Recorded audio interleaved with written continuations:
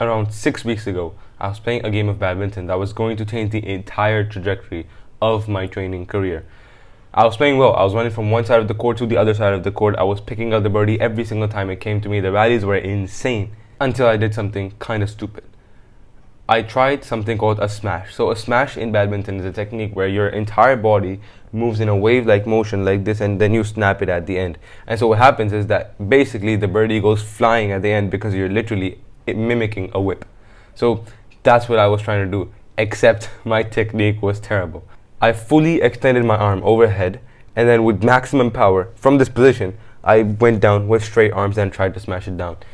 That is what I did, and that was terrible, terrible technique, which is why I felt a massive jolt in my shoulder. It felt like my shoulder popped out and then popped back in, which, funny enough, is actually what happened.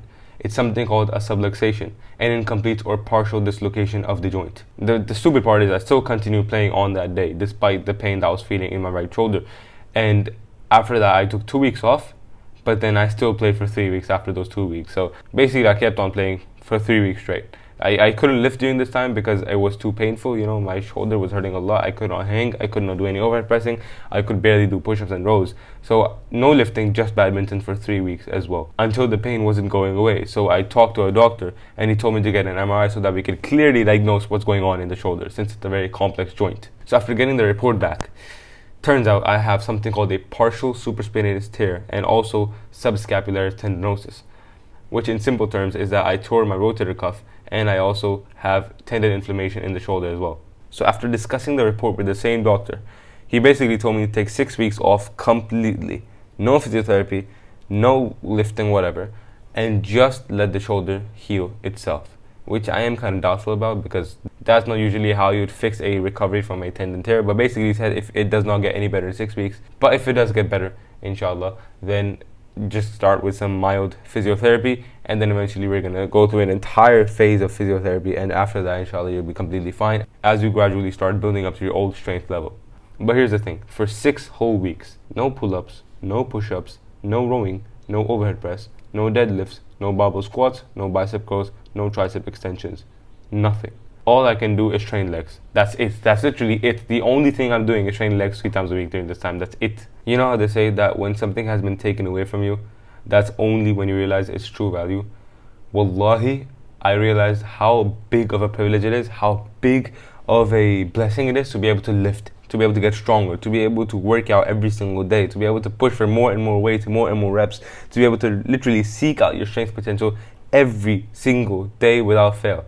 Wallahi, it's one of the biggest blessings that a human could have, in my opinion.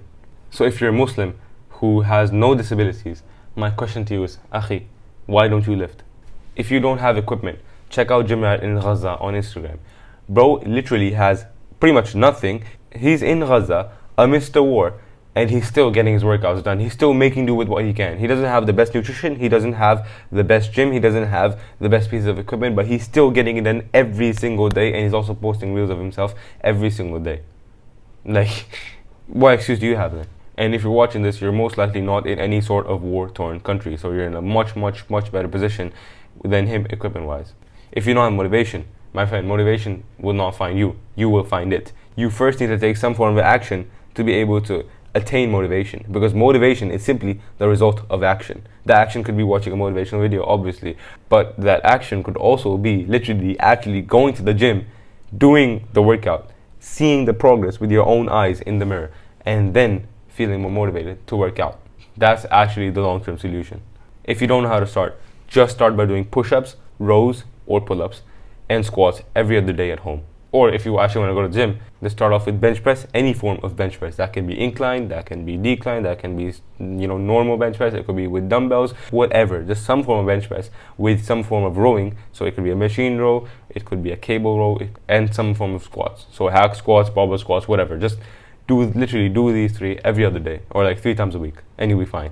You can build it up from there. If you already play another sport, then that's great, continue. But just know that lifting will help you because it will give you a solid base of muscle mass through which you can build a massive foundation for whatever sport you play. For example, if you play badminton, right? If you have strong shoulders, strong external rotators, you have strong arms, that's obviously going to help you have more power in your smashes, and that's obviously a very big competitive advantage for you over someone who does not have that base of muscle mass. Again, it does not have to be huge. It can literally be a few pounds of muscle in the right areas, and that will still help you a lot. Just think of Bruce Lee. Bro wasn't massive, but he still had a solid base of muscle mass through which he could build up his martial arts. If you don't find it fun, figure out ways to make it fun. Have you ever sat down and really thought, how could I make lifting fun? How could I make gym fun? How could I make working out fun?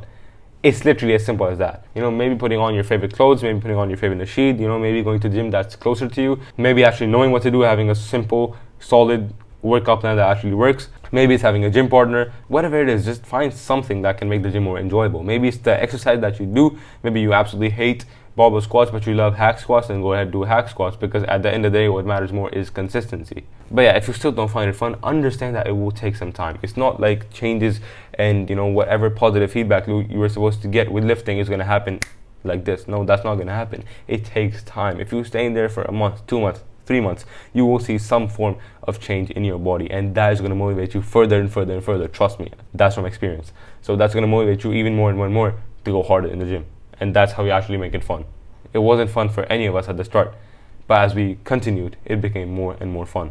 If you feel like it's too hard, it's supposed to be hard. That's what lifting is, just pushing your body past its limit. But if that's too much for you, you can always vary intensity, with this one being super intense, this being not intense at all. And you can vary your intensity in this range. So you may start off not training intensely, but then slowly, as your pain tolerance builds over time, you're going to the more intense route, which is actually how it realistically is. If you don't have time, well, as cliche as it sounds, if your health and fitness matter to you, you will make time for it. Simple. Now you might say, Ali, we are going to die, right? We're going to go in the grave and our body will decompose. So what's the point of spending all this time trying to make gains? What's the point of spending all this time lifting when our body is literally going to decompose? Well, first off, you are right. Consider that our bodies are a trust, are an amana from Allah Azza wa Jalla, and we're supposed to take care of them. So if we don't, then basically we're not taking care of the amana that Allah Azza wa Jalla gave us. Second thing is that the Prophet ﷺ said, I'm sure you've heard this hadith before, that the stronger believer is more beloved to Allah than the weaker believer if both have goodness in them, right? And so I think the answer is very clear. Just get strong and absolutely jacked.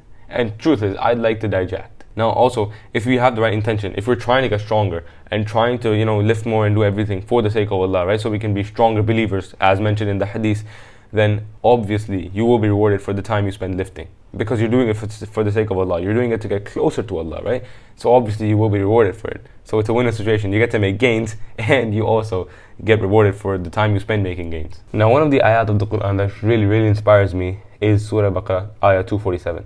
وقال لهم نبيهم إن الله قد بعث لكم طالوت ملكا قالوا أنى يكون له الملك علينا ونحن أحق بالملك منه ولم يؤت سعة من المال قال إن الله اصطفاه عليكم وزاده بسطة في العلم والجسم والله يؤتي ملكه من يشاء والله واسع عليم. When Talut alayhi salam was appointed, every single person objected, right? They say, why did you appoint Talut alayhi salam? He does not have any wealth. But then the Quran says, Allah increased Talut alayhi salam in two things: knowledge and physical strength, or knowledge and stature. If you have the knowledge, you know the right thing to do at the right time in the right manner. And when you have jism, when you have the physical capabilities as well, you can actually carry out that thing, inshallah. So think of it, right? It's like you have the brains and you also have the brawn.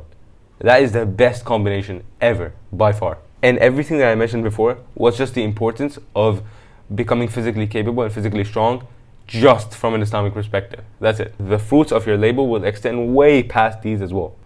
Although it takes time, inshallah, you'll eventually feel comfortable in your own skin. You'll feel comfortable literally being you. I'm not gonna lie, it's priceless, absolutely priceless. Being able to feel comfortable in your own body, in your own skin, with your own self, is one of the biggest blessings one can experience. Besides that, you look better, you will feel better, you'll be able to perform better, you'll have more energy, You will be able to lower the risk of heart disease, inshallah. You'll be able to lower the risk of any disease, inshallah. You'll be able to lower the risk of cancer. Like, at this point, it's literally a no-brainer. So I'm going to ask you again. Akhi, why don't you lift?